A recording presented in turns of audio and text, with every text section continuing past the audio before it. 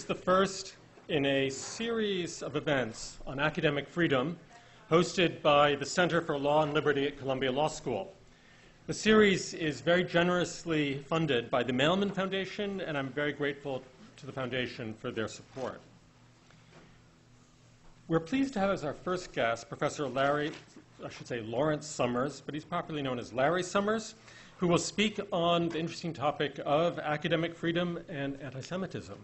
My invitation to Professor Summers was to speak on any aspect of academic freedom, and he chose this subject, which I think is very suitable for these days. So my format today is going to be as follows. We first will have a talk and then a Q&A session. The talk will be about 20-25 minutes. Because there are no audience microphones, the questions from the audience will come in the form of cards. You all have cards and pencils in front of you. Please write any questions you have on the cards and then pass them to the center. I think they'll be collected once during the middle of the talk to get us started, and then others later. Don't feel obliged to rush out questions quickly because there'll be equal opportunity for later cards. I beg you, please write legibly. The fate of illegible cards, I think you can understand yourself. Professor Summers is a distinguished scholar and a public servant. He is the President Emeritus of Harvard University. At the World Bank, he served as Chief Economist and as Vice President of Development Economics. And in our own government, the United States government, he was Undersecretary of the Treasury for International Affairs, Director of the National Economic Council, and Secretary of the Treasury. So thank you very much for coming here. We're very grateful that you're able to talk on the subject.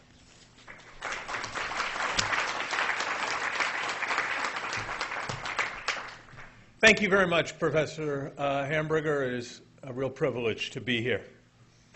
I'm very glad to inaugurate this forum on academic freedom.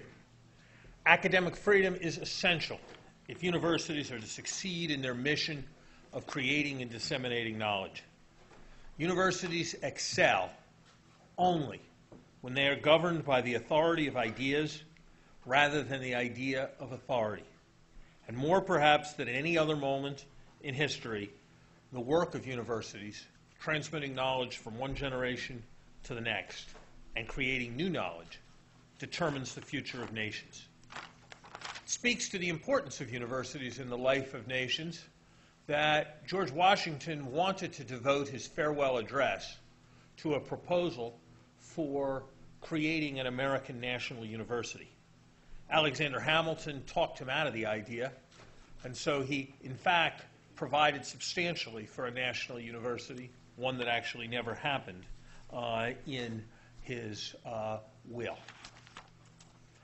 For this reason, I've always had an ambivalent reaction to the famous observation about academic politics that the fights are so vicious because the stakes are so small. I thought that was attributable to Henry Kissinger, but someone helping me on this speech informed me that it was also attributable to Woodrow Wilson, who came substantially before, and before that to Columbia's own Wallace Sayre. In any event, no one who has lived in a university, and certainly no one who has presided over a university, can deny that much energy is dissipated over matters of little moment. On the other hand, because the ideas that universities produce and pass on are so important, the stakes in what they do, and therefore in the fights they have about their priorities, are so important. This is how I feel about academic freedom debates and about debates involving academic freedom and anti-Semitism in particular. I've chosen this topic for three reasons. First, because discussions of academic freedom without a particular context are, in my experience, platitudinous and unhelpful. It may be that hard cases make bad law, but easy cases provide little insight for those who have to make difficult decisions in the future. In any event, as a meat-eating, number-crunching economist, I have little capacity for abstract philosophical doctrine. Second, my labeling of initiatives and statements advocating for Harvard to divest from any company that invested in Israel in 2002 as anti-Semitic in effect, if not intent, was the source of more academic freedom controversy than any other academic freedom issue that occurred during my time as president of Harvard, though I hasten to point out there were other issues not involving academic freedom that involved even more controversy during my time as president of Harvard. And third, I chose this topic because I believe that the general failure of American academic leaders to aggressively take on the challenge posed by the boycott, divest, sanction, BDS movement represents a consequential abdication of moral responsibility. No one, including me, comes to academic freedom matters in a purely abstract way. So a few words about my background here. I am Jewish, identified but not seriously observant. During my lifetime, I have been fortunate in that, unlike so many others, I have never felt there was a prejudice against me, members of my family, or close friends. I support and feel affinity with the State of Israel.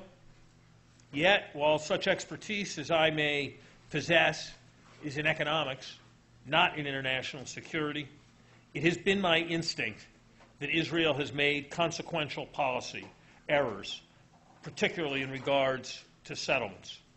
I have often wondered whether Israeli intransigence regarding settlements has made the achievement of peace with the Palestinians more difficult and has hurt Israeli security position.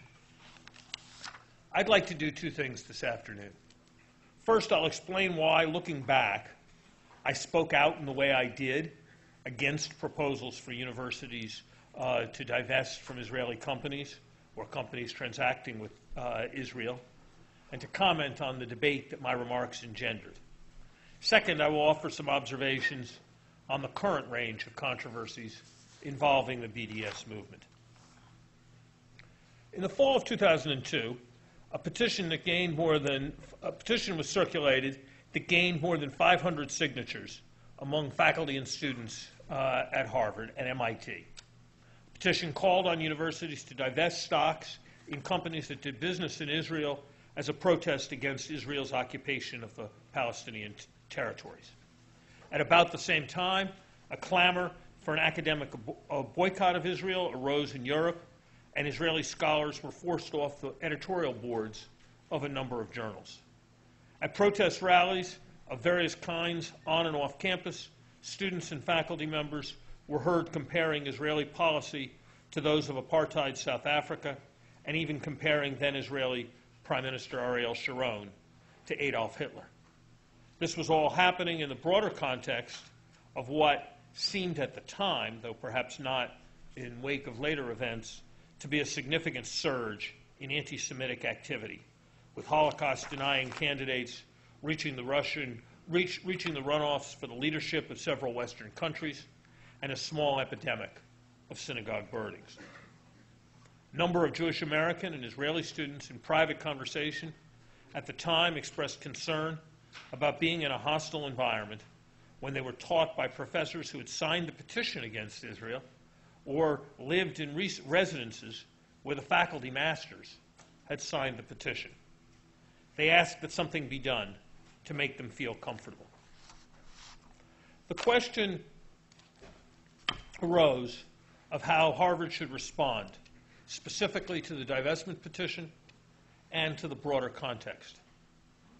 The advice I received and rejected was that the university should reiterate statements that it had made in the past about how it was inappropriate for universities to use their endowments as to tools of political pressure, and that I should ignore the broader issues around Israel.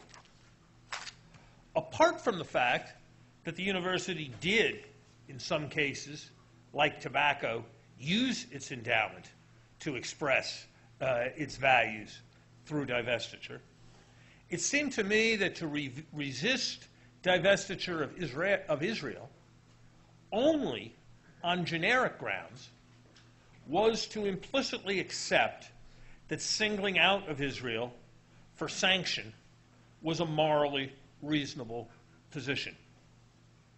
I felt it was not, and agreed with your president, Lee Bollinger, who said somewhat later that the comparison of Israel with apartheid South Africa is grotesque and offensive. On the other hand, while I understood the students' concerns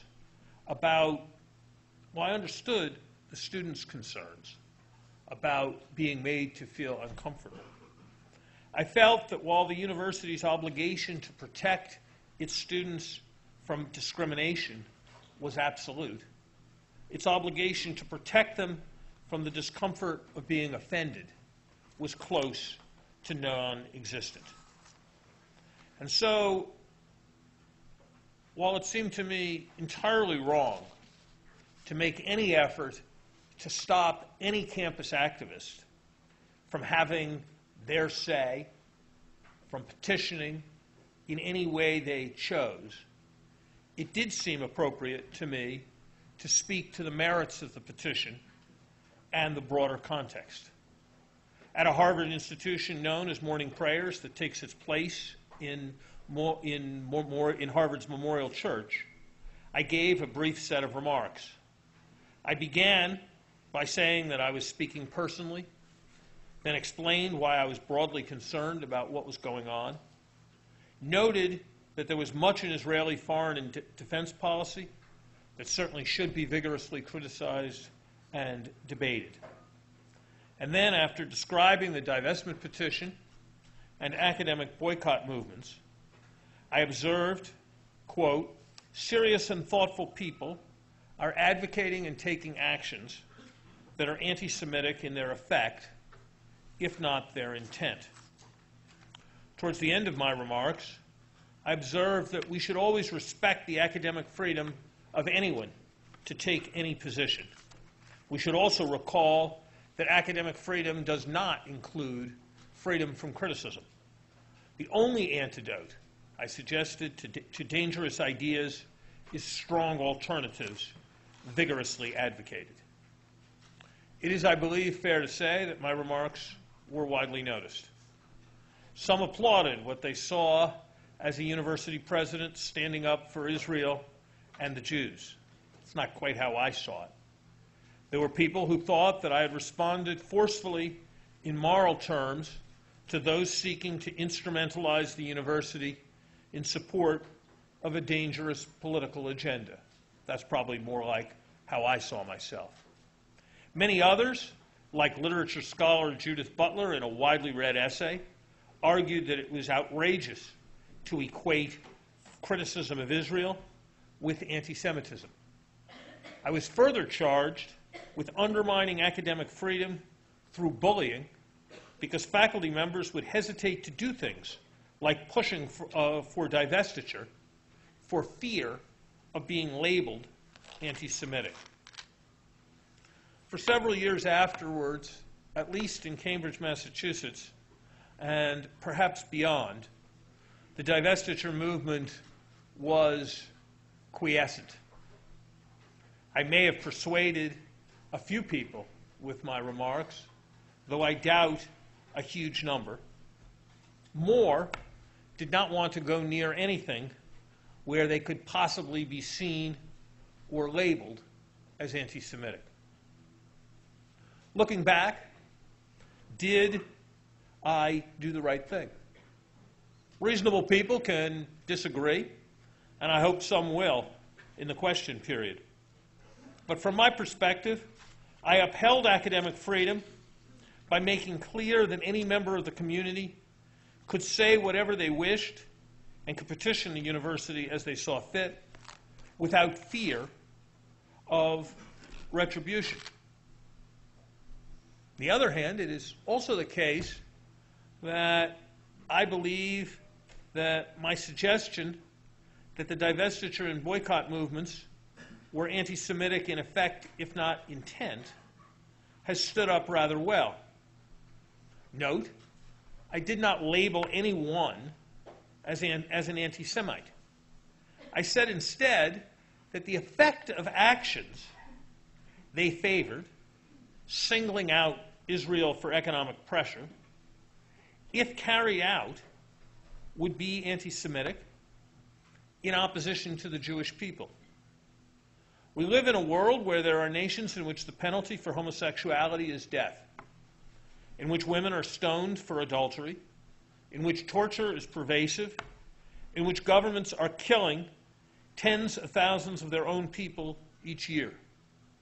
But proponents of Israeli boycotts and divestiture and sanctions do not favor any form of pressure against any country other than Israel. The U.S. State Department, in August of 2014, proposed a relevant criterion when they wrote, while criticism of Israel cannot be automatically be regarded as anti-Semitic, rhetoric that applies double standards to Israel crosses the line of legitimate criticism.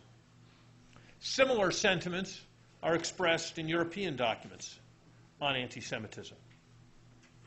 Does anyone doubt that if African countries were singled out for sanctions, when non-African countries guilty of the same vice were not sanctioned, that proposal would be regarded as racist, and rightly so?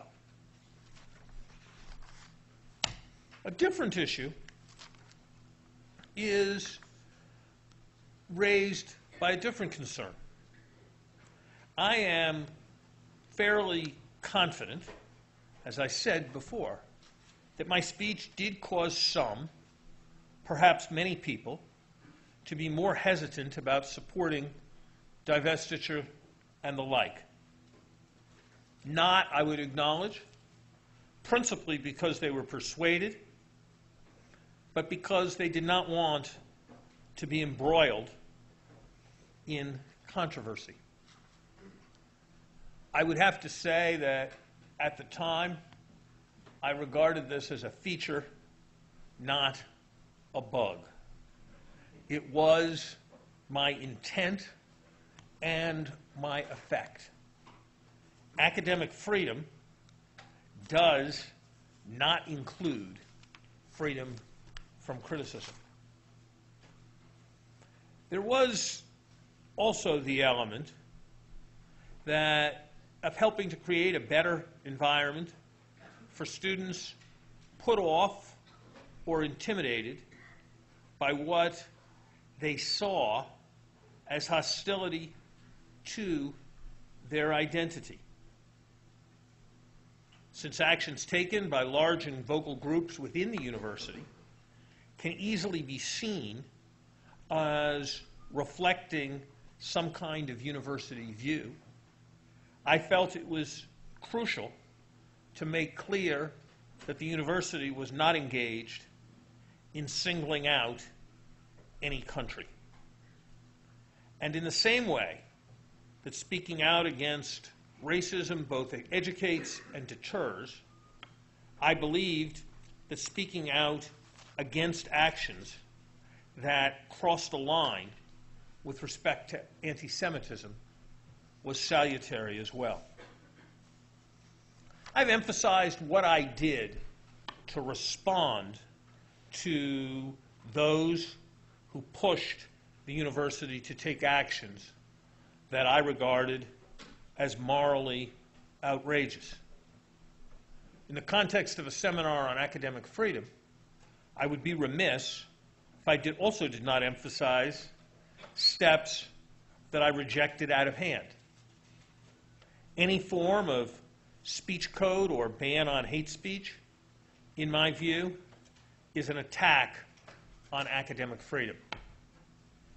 Any form of civility pledge that seeks to constrain speech such as Harvard's pressure on the class of 2015 to sign a pledge vowing that, and I quote, Harvard Yard would be a place where the exercise of kindness holds a place on par with intellectual attainment, seems to me to invite censorship and restriction on speech. Any limitation on the right of faculty or students to invite any speaker they wish to hear from, as long as there is no implied university endorsement of the speaker or the speaker's views, is, it seems to me, an intrusion on academic freedom. And any disinvitation by university administrators of any speaker previously invited because of a judgment that the speaker or the speech would be wrong, immoral, or inflammatory represents an attack on academic freedom. Of course, in rejecting these measures, I did not commit to refrain from criticizing the wisdom or morality of statements, publications, or even invitations if I felt that doing so was in the interest of the community. Where are we now? While I believe that pressure for boycotts, divestment, and sanctions declined for a few years in the middle of the last decade, these pressures have grown sharply in recent years. I will leave to others to assess broader global developments involving anti-Semitism. Charles Small, who has done great work on these questions, is in the audience here. It is my impression, though, that there are more grounds for concern today than at any point since the Second World War. It is a sad irony that Theodor Herzl, the founder of modern Zionism, hoped that the establishment of the State of Israel would bring an end to anti-Semitism. Yet on college campuses in the United States, vilification of Israel has perhaps never been so great. Several academic associations have voted for an academic boycott of Israel and Israel alone, most notably the American Studies Association. The matter has been considered seriously by several more. Universities with increasing frequency find themselves unknowingly lending their name and sponsorship to conferences in which the legitimacy of Israel as a state is challenged. While anyone is free to hold any opinion they wish and to express it, no member of a university community has the right to arrogate the prestige of the institution behind their personal view. Pressure for symbolic economic sanctions mounts and occasionally succeeds. As one example, Harvard's dining service, in a decision that was apparently not reviewed at any senior level, bowed to pressure from a small group of students to stop purchasing soda dispensers that had been manufactured in occupied parts of the West Bank. Anecdotal reports suggest that swastika graffiti, comparisons between Israel and the intimidation of Jewish students are taking place more than they have before. The response of most academic leaders to these developments has tracked the advice I received with respect to the divestment petition back in 2002. There have been strong responses, but they have been of a generic nature, going to issues of avoiding the politicization of universities, and not to the highly questionable nature of the specific acts and proposals. Take, for example, the American Studies Association boycott. It has been widely condemned. The New York Times quotes a raft of university presidents saying things like, "Such boycotts threaten academic speech and exchange, which is our solemn duty as academic institutions to protect." Or, in the words of former Princeton president and reigning academic elder statesman William Bowen, Boycotts are a bad idea. It's a dangerous business and basically unwise for institutions to become embroiled in these kinds of debates. The consequences are just too serious. There are two problems with this line of argument, in my view. First, it's too broad. It's far from clear that academic boycotts, in fact, are always inappropriate. Should American universities have cooperated fully with Nazi universities and loyal Nazi scholars in the late 1930s?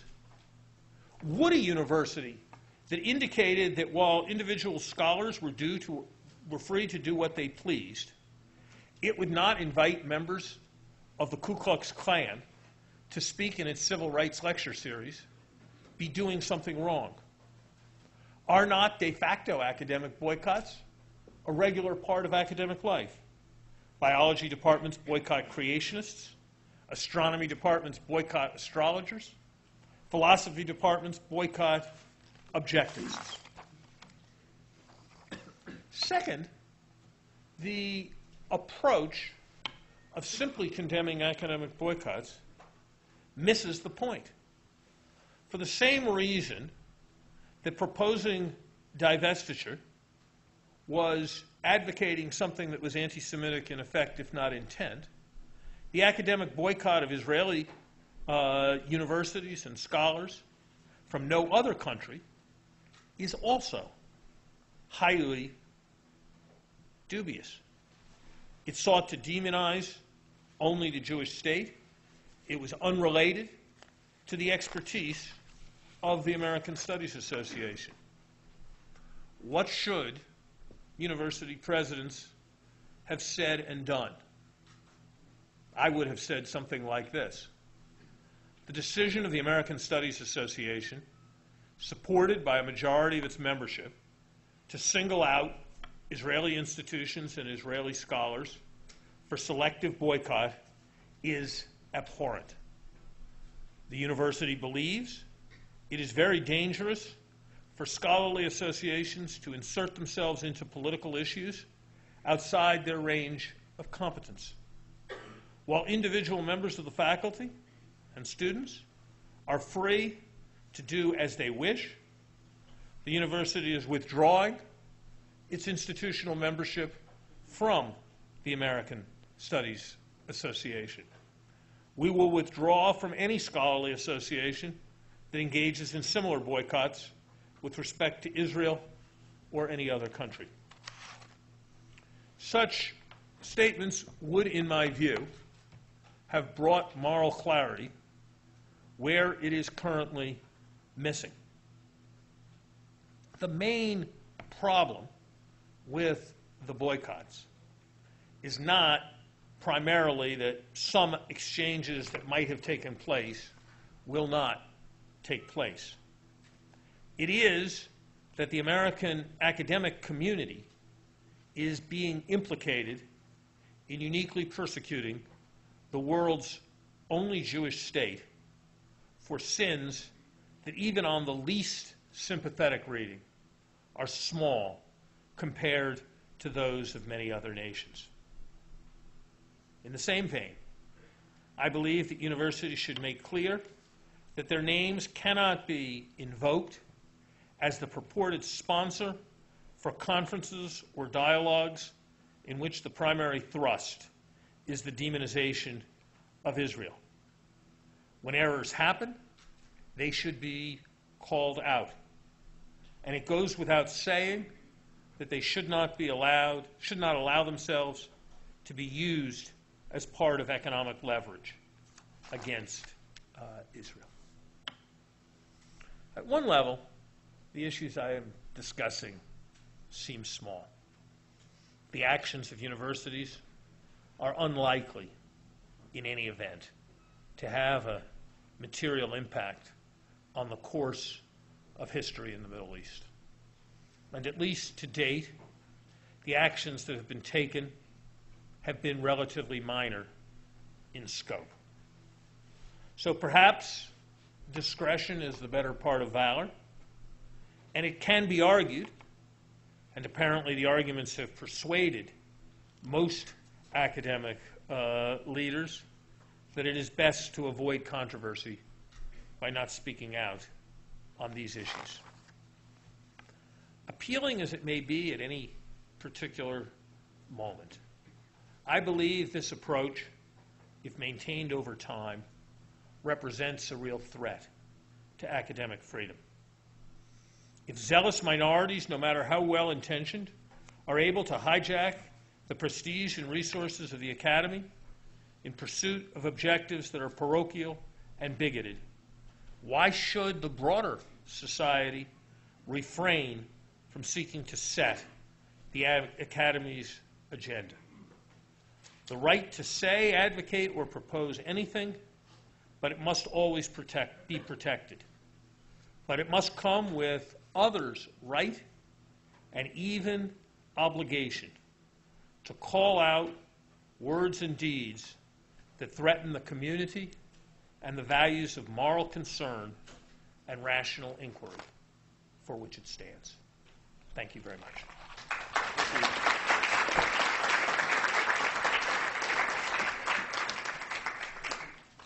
So at this stage, I hope some members of the audience, the edges of the aisles, will volunteer to bring forward some of those cards so that I can go through some of the questions. And in the meantime, I'm going to begin with my own question.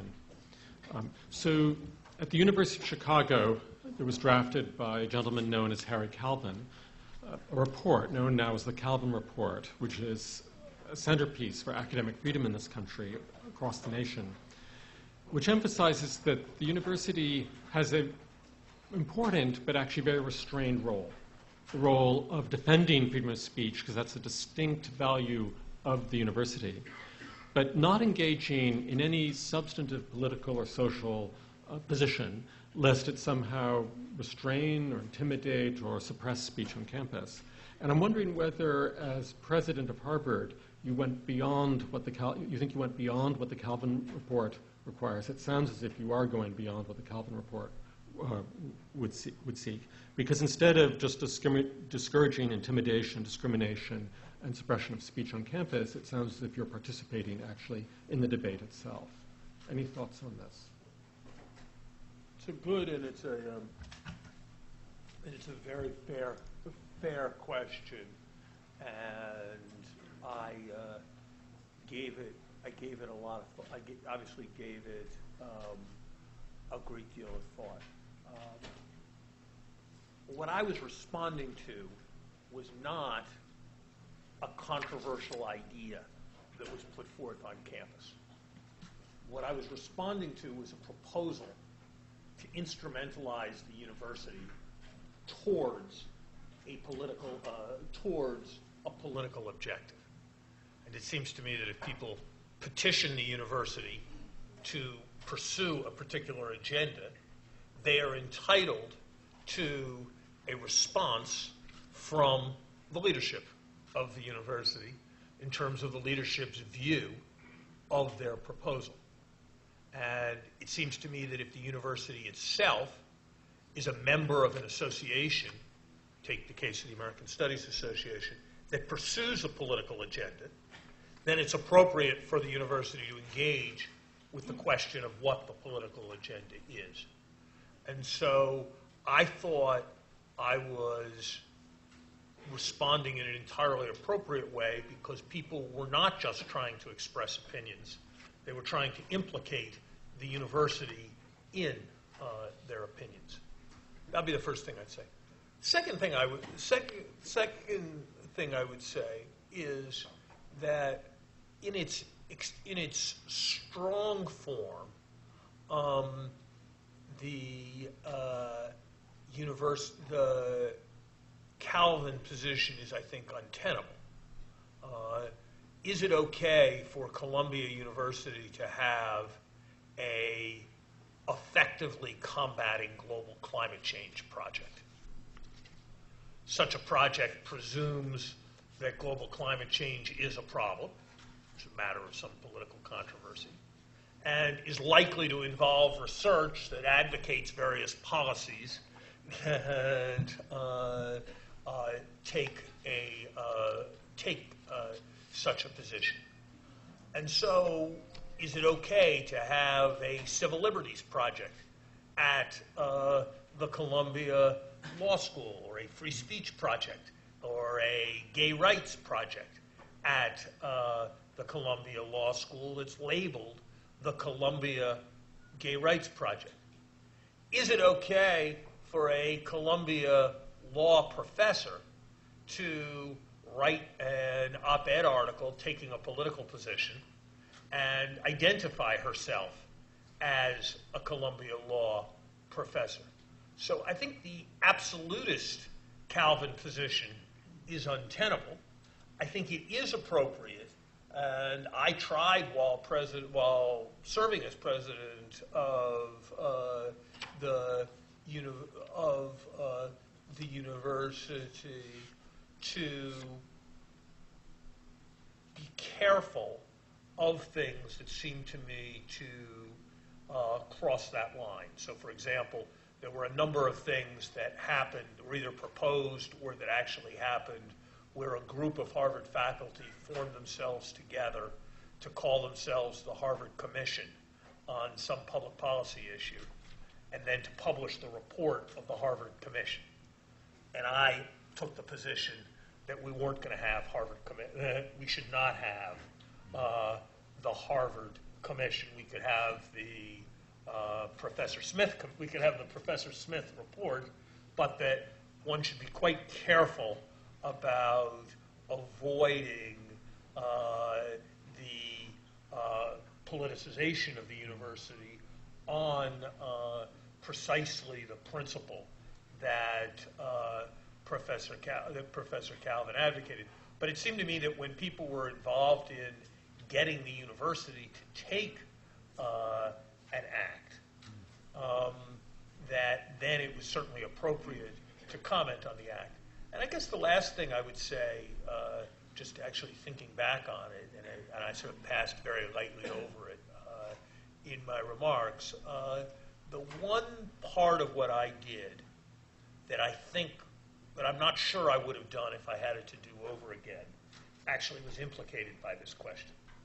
I began my remarks by saying something like, I am speaking here personally, not as president. And I did that in part in recognition of your kind of concern. And I think in retrospect, I was president. The remarks got attention because I was president. And I knew they were going to get attention in the way they wouldn't have gotten attention when I was a professor in the economics department because I was president. And so I probably should have either decided I was going to do it or that I wasn't. But there was an element of paying respect to Calvin and still providing the moral leadership I wanted to provide. There was an element of trying to have it both ways in my comment about speaking personally rather than president, that I wouldn't want to, I respect the impulse I had at the time, but I wouldn't want to mount a strong defense of that today. Very interesting. Thank you. And thank you for the questions. Preference is going for the best, the most legible. A completely apolitical Don't decision. hesitate to ask the most critical. It will not offend me, I promise. But yes, but it's the most legible that I care about. So you'll get the full range, I assure you. So if you were in the position of Brandeis President Fred Lawrence last year, which resulted in the disinvitation of Hirsi Ali to receive an honorary degree, how would you have responded to student community criticism that her honorary degree would have been a sign of approval of her anti-Muslim remarks?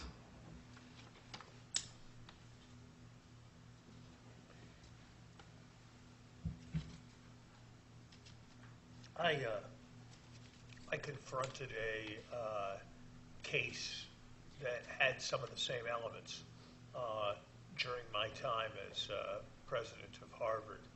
A poet who had, among many other things, offered the judgment that all the Brooklyn Jews in Israel should be shot dead, and had offered a large number of judgments in that spirit. was invited to give a honorary lecture at Harvard. Now, there's a fine line between what's an honorary, there's inviting somebody to be the commencement speaker on one hand, which pretty clearly does convey approval. There's come give a talk in such and such a classroom, which conveys very little approval, and there's speak in the such and such name series. I would say the event that this represents is somewhere, and my invitation to it, I would say, is somewhere along that continuum. It conveys some measure of approval and respect, but is quite different from being the commencement speaker, but probably quite different from giving the economics department's 3 in the afternoon seminar. This poet, who I think no one would attempt to defend a variety of the things he said, including in his poetry, was invited to speak in the English department at Harvard, of which, somewhat awkwardly, my wife was a member, though she had no part in the invitation. A fair-sized storm arose. People asked my wife what Larry thought about the matter. I urged her that she could only have one response to that question, or we would have a lot of trouble. His phone number is 617-495-1502 if you wish to know. The chairman of the English department called the day before. The lecture was to actually take place. And I said, and asked what should be done. I said, what should be done is up to you. It's academic freedom, this is up to you. If you'd like my view of the situation, I'm happy to provide it. But it's up to you. He said he'd like my view of the situation. And I said I thought it reflected very, very poorly on his colleagues that they had chosen this person to speak. That I didn't know whether it was worse if they had known about all the anti-Semitic poetry and invited him anyway, or whether they had managed to not know what was pretty open and notorious about the person. But I thought that it really reflected very poorly on his colleagues that they had invited him. But that having invited him, I did not think it was tenable to disinvite someone who had been invited because his views were offensive, especially when he hadn't done anything offensive between the time when he was invited and the time when the lecture was to take place. And so responding to the protest seemed to me to be wrong. And I thought that I thought with a lot of experience with press and politics, that if he thought he could have a conversation with the person and the person could decide not to come, and that would not constitute a disinvitation, he was extraordinarily naive. I was going to say, this gets to a very interesting problem, right? So this is exactly the Brandeis case, which was, Brandeis had no obligation to extend this invitation. I can understand why a university would choose to honor Hersali. I could understand why a university would choose not to honor Hersali. But it seemed to me that it was untenable, having extended the invitation, to not carry forward with the invitation on academic freedom grounds. Although I want to emphasize that I don't think that a university that decides that commencement is a moment of happy celebration and that it's best for there not to be too much political controversy at a commencement, and therefore avoids having politically controversial commencement speakers, I think that is they are entirely within their rights. But I think once you go down the road of if enough people are unhappy about hearing something, then they don't have to hear it, I think that is a very, very slippery slope. Right. And all of this gets to a question we don't have time to discuss today, which is the great danger of universities sponsoring events, be it graduation or anything else, because the university is behind the speaker in some sense in lending credibility, and perhaps we should have no university sponsorship and just private invitations. But that's another discussion. But that is, I want to say that I want to get to their questions. I'm just going to make a short remark. Okay. I think that is a very important issue, and I have considerable sympathy with that. It is not the trend of the times. No. The trend of the time, and by the way, this is made more substantial an issue by the fact that, as frankly, I took it out because I didn't have time to talk about it, but the composition of most Middle East studies departments in the country is not marked by balance on these sets of questions. And that's a manifestation of a broader imbalance. 96% of the political contributions made by Ivy League professors went to the left half of the political spectrum. And so universities sponsoring, when the people who are making decisions about the sponsoring do not represent a balance, becomes more problematic. So I think that is a very difficult issue. So we had a number of questions which run along the following lines. I'm just taking one of them. You spent a great deal of time discussing how many other countries commit the same human rights violations as Israel, and that Israel nonetheless is just being singled out. But isn't Israel different, and therefore, and in a way that deserves attention because of its relationship with the U.S. government and other considerations such as its strategic location and so forth? You have an idea. We have special connections with Israel. Perhaps it deserves special attention. Israel is different. Saudi Arabia is different. The Congo is different. Every country is different. The question is, what about is there a difference that would represent and would provide a moral grounding for an argument for, say, boycotting scholars from Israel and not boycotting scholars from other countries? It's hard for me to see why its location would constitute such an argument. It's actually hard for me to see why. I think there are entirely legitimate arguments that of the kind Steve I want to be very clear. I do not agree with the arguments, but there are entirely reasonable discussions, or at least discussions to have on the question of, does the United States disproportionately support a country that has a relatively small population and relative to its strategic importance? I mean, those are quite legitimate issues for discussion in the context of American foreign policy.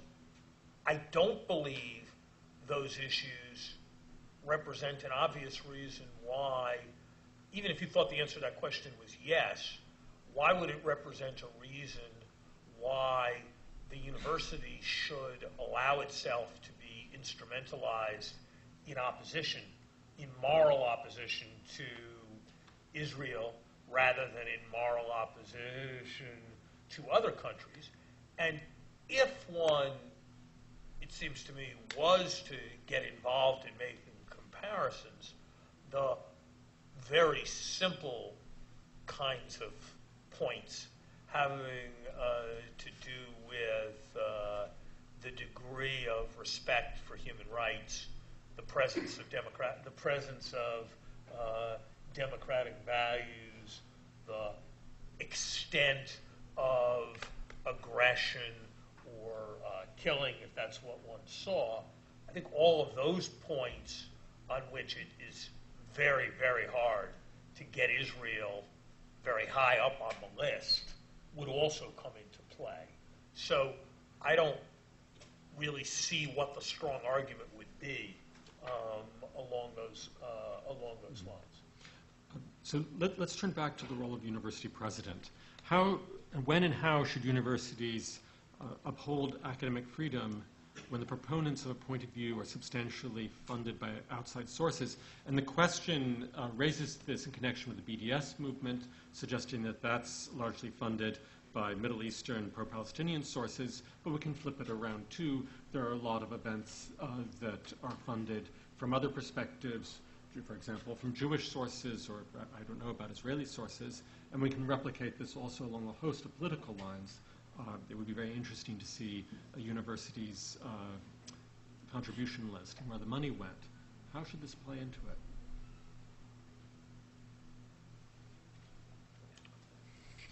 It's a very complicated subject, and there are a lot of relevant distinctions.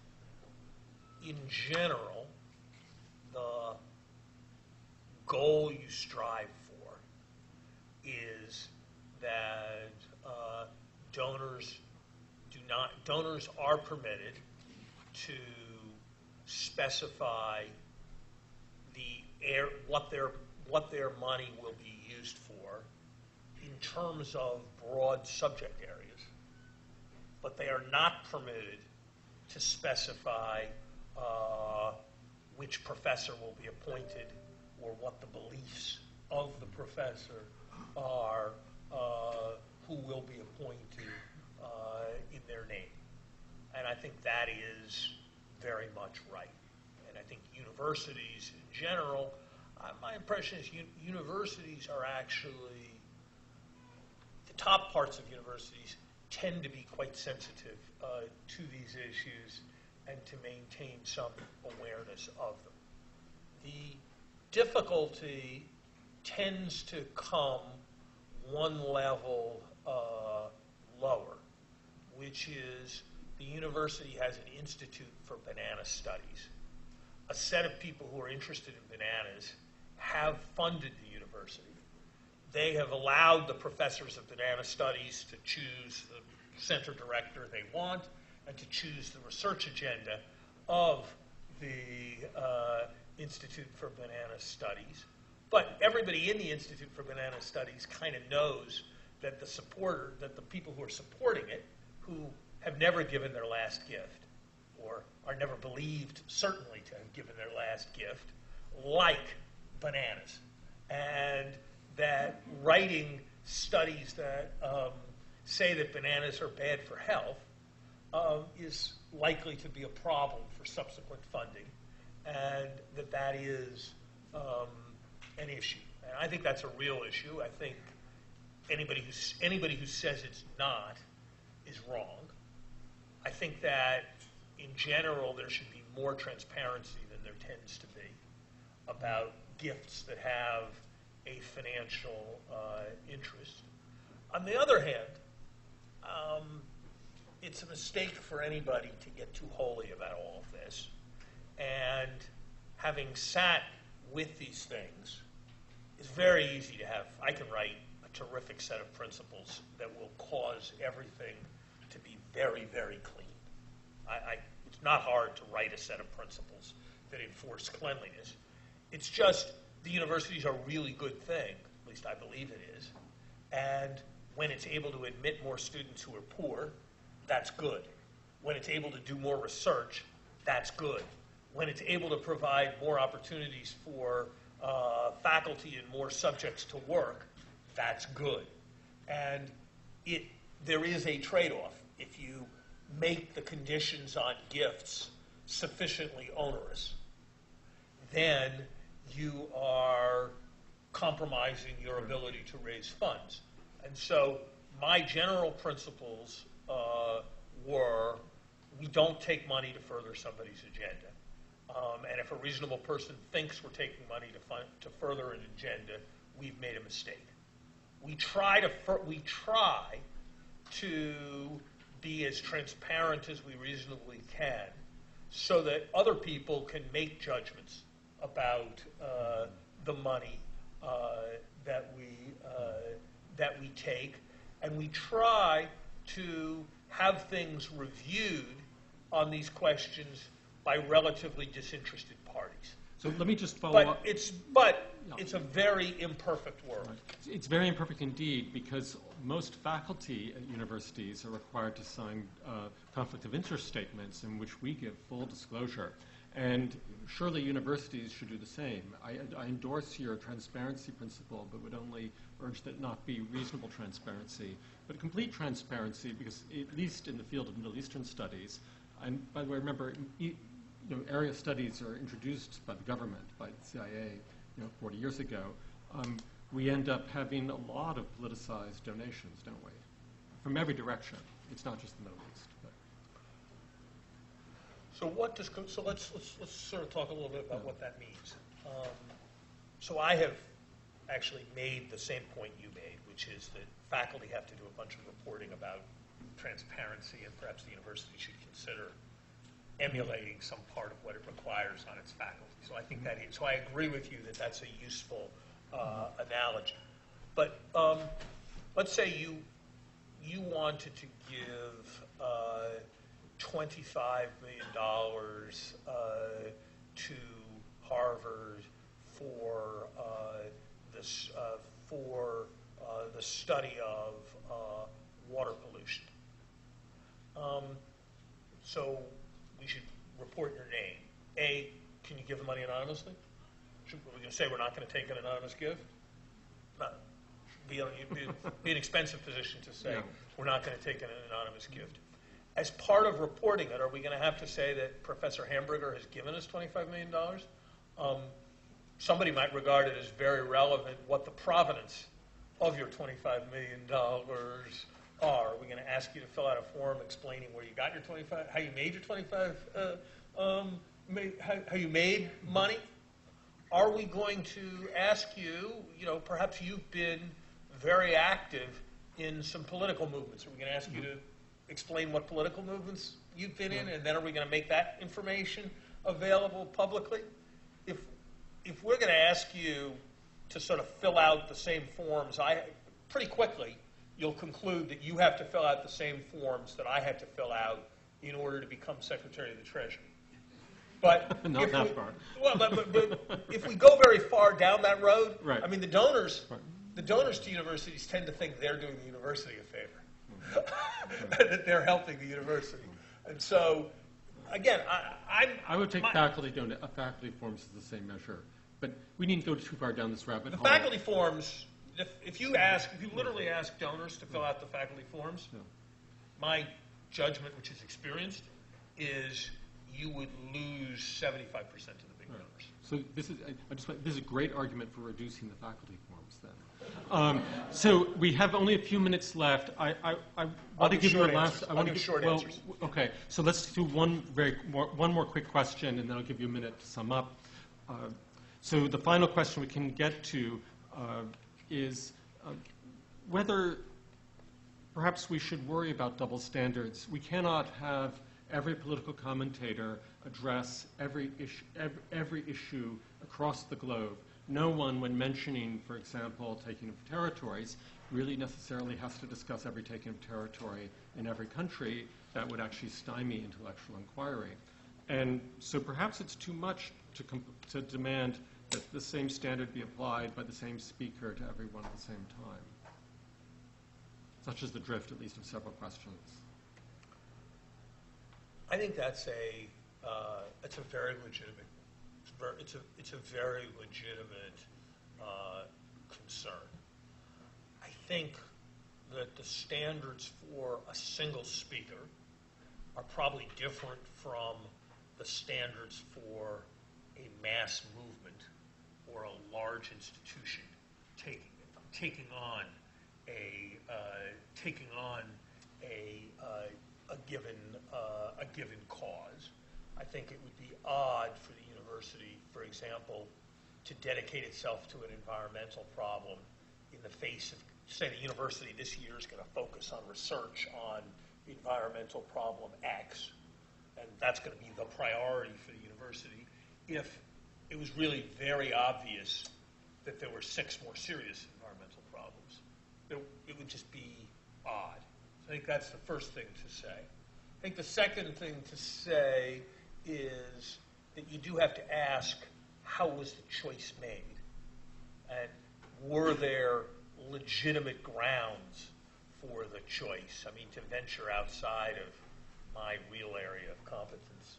The Supreme Court introduced many years ago the concept of a suspect classification that was sort of designed to say if you did something that had discriminatory impacts based on race or religion, that was sort of worse than, and was going to get studied much more closely than if you did something that was based on having your name begin with a vowel, because there had been a long history and a long ground for concern. And it seems to me that given the 3,000-year history of anti-Semitism, something like that comes up. But I think you're absolutely right that it would be a legitimate argument for somebody to say there's this good reason for singling out Israel that is compelling, and yes, there might be some other causes that are even more compelling, but that's not my cause. And I've got this good reason for singling out Israel. I guess I didn't think that argument had been made in a sufficiently convincing way that it seemed to me to be appropriate to speak as they did. But that would be how you would go about making an argument in contrast to mine. Okay. Thank you very much. Why not take one more minute to sum up, and then we'll call it quits. Let me thank you. Let me thank you all for coming. Let me say that I think these are I think all these issues around academic freedom are very, very difficult. Let me say as a general matter that I thought they were considerably simpler till I had responsibility for them. And as the moment when I had responsibility for them recedes a bit in memory, they're starting to seem a little simpler to me again. And so I would just urge everyone informing whatever their views are to think carefully and to understand that there are a variety of pressures. And as a general rule, I would suggest that if what you believe is that there's some absolute principle that doesn't involve any line drawing, you're probably wrong. And it probably at some level does, if you think about it right, involves some line drawing. And I would advise that you did what I did as I thought about coming here and as I thought about the remarks originally. Always ask, what are the best arguments against the position I'm taking? And if you think the position you're taking is so compelling that there are no reasonable arguments against it, then you probably need to think more before you go and express yourself. And that is particularly true with respect to academic freedom. I guess the last thing I would say is that because we only had a very limited amount of time and because it seemed to me at best to anchor my remarks in a specific case that I had involvement with that I didn't range very widely. I think the set of questions around intellectual diversity are immensely important for universities. You mentioned the disinvitation at Brandeis. I referred to the tendency in the Middle East Studies departments. I won't do a poll, but a certain amount of experience in higher education suggests to me that I'd be very surprised if there were 10 Republicans in this room. And that does mean that if the university is going to become near political things, it's very complicated. On the other hand, there is this sense that we have all this knowledge and we have all this capacity in universities, and we need to bring it to bear to help solve problems and make the world a better place. And so the withdraw position runs into that problem. I suspect if I was currently a university president, my reflections having to do with academic freedom would have to do with that challenge between the university making a contribution to broader society and maintaining the separateness to which it's entitled, to which gives it the right to resist society's various incursions on it. Thank you. Thank you very much. Thank you for the chance to be with you.